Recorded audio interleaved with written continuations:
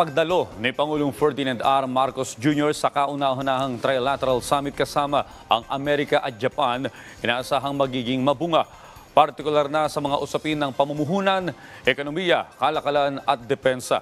Si Alan Francisco sa detalye. Rise and shine, Alan.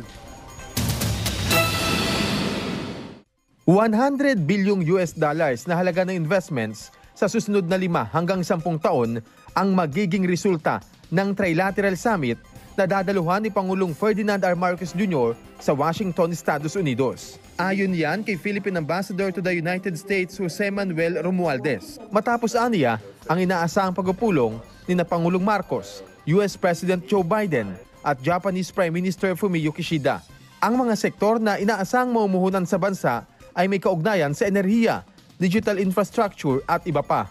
We have a lot of areas where we are putting ourselves, our economic managers are putting our country into a situation where we're opening up our economy, especially in energy, which is very important for us, and also, of course, in digital infrastructure and infrastructure, physical infrastructure as also one of the other aspects of our economic package that we'd like to offer for potential investors. Inaasahan din ang pulong ni Pangulong Marcos sa ilang business groups. Sabi ni Ambassador Romualdez, excited si Pangulong Marcos na makausap ang isang energy company na planong mag-supply ng maliit na nuclear power plant sa bansa.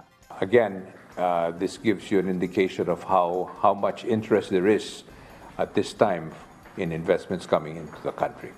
Ayon naman kay US National Security Communications Advisor John Kirby, may ikipag-usap naman ang kanilang US Secretary of Commerce sa kanilang counterparts mula sa Pilipinas at Japan para mapaigting ang kanilang ugnayan sa usapin ng maritime, kalakalan at investments. Gayunman, hindi lang pang-ekonomiya ang inaasang pag-uusapan sa summit dahil nariyan din ang pagtutulungan ng tatlong bansa sa depensa at maritime.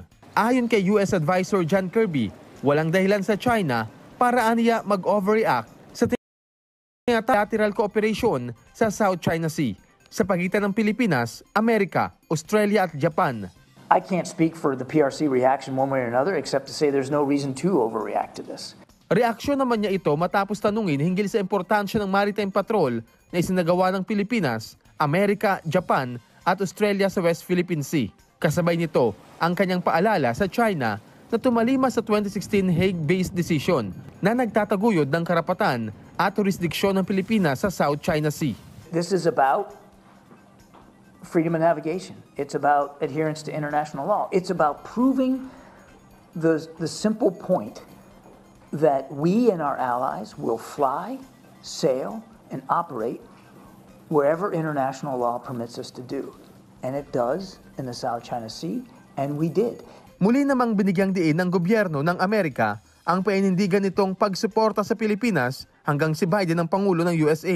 Sagot ito ni Kirby ng tanungin hinggil sa kung ano man ang magiging resulta ng US elections sa Nobyembre. Si Ambassador Romualdez naman binigyang diin na mapayapang paraan pa rin ang susi sa pagresolba ng issue sa West Philippine Sea. Mula sa Washington, D.C., Alan Francisco para sa Pambansang TV sa Bagong Pilipinas.